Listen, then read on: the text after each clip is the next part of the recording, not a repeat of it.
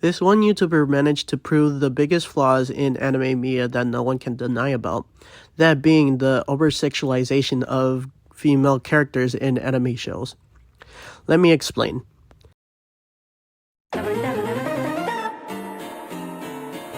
A YouTuber by the name of Lavender Town shared her own frustrations over the saturation of sexual exploiting female characters within the anime genre, with examples like making them younger, slimmer, and even hypersexual, with either lowbrow comedy or straight up being perverted for no reason.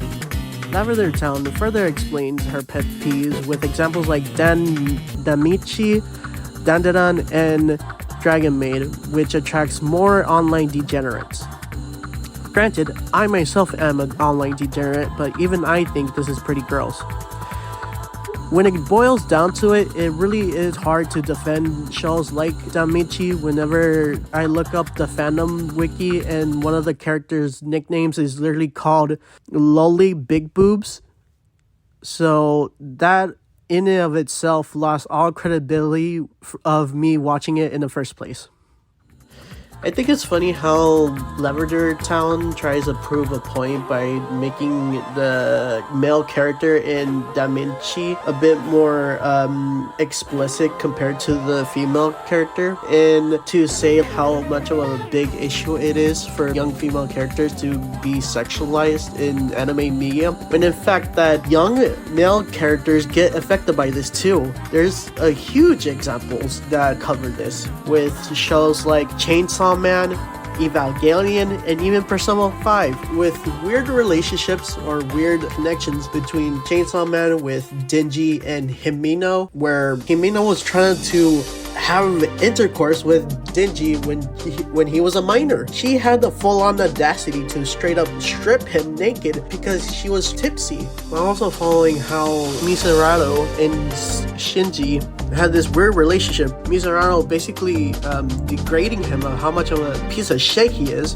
but had that weird sentimental scene of her making out with Shinji, even though that the fact that he was a minor. And later on, she literally says, that's how grown-ups kiss, and come back to me when we can do other stuff? Like, what the fuck? And last but not least, the relationship between Kawakami and Joker. Like, do I need to say anything more than that? Like, the relationship is Joker is straight up having a relationship with his own teacher that dressed up as a maid in a very suggestive way, and suggesting that she was gonna give him massages in a weird way. Like, that's Colleen Ballinger levels of being a predator towards minors. Within the school. Funny enough that I mentioned Colleen Ballinger, since she was spotted in an actual school because of her husband had a high school reunion. Most of the high school students were more focused on how the hell did Colleen Ballinger end up in a high school, knowing damn well all of the allegations have been front and center in this woman's presence online. But I'm getting myself sidetracked here. But the most concerning part of it all is that people within these fandoms are cosplaying these problematic characters. Like Chainsaw Man. People are cosplaying as Himeno and Makima.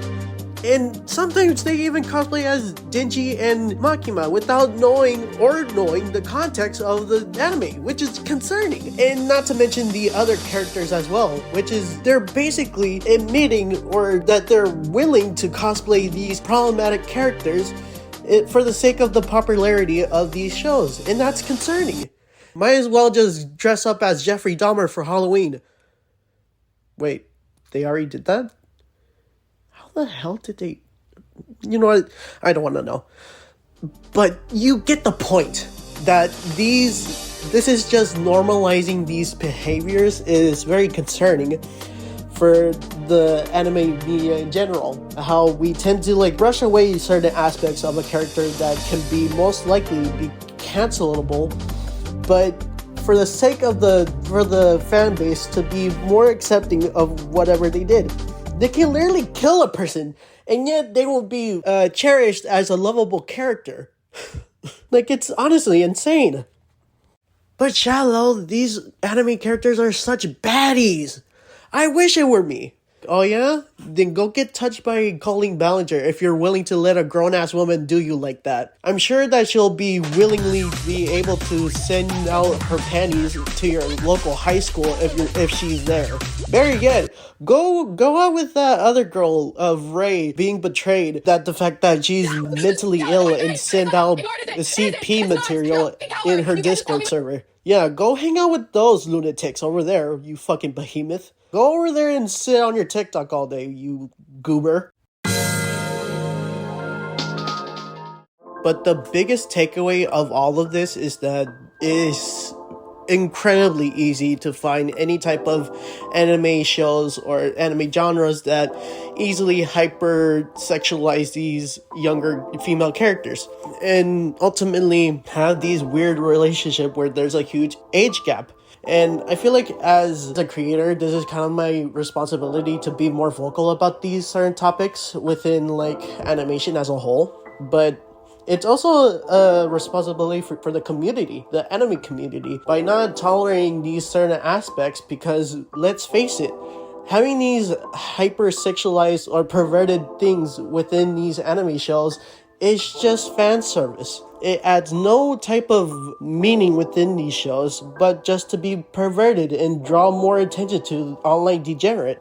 Now granted, I myself am a degenerate. I'm not the goody two-shoes of being on the internet, but even I know that it's my responsibility to address this because it's a wider problem than it is now, and especially on the internet, and how it could be easily shown to like a younger demographic, and how people will have that mentality, or people will rot their brain with these degenerate mindsets that it could basically lead to people having like a mental illness, basically. But I don't know. I'm just an idiot who is talking on the internet, so what do I know? But hopefully with this video, it helps more shed light to the topic that both me and Lavender Town are discussing. But this is a little bit longer video that I'm uploading, so if you like this type of long form videos, be sure to like and subscribe if you like the type of content that I make. And consider checking out my Patreon if you want to support me as an upcoming creator. But until then, I hope you're having a wonderful day, and I'll see you next time. Bye bye.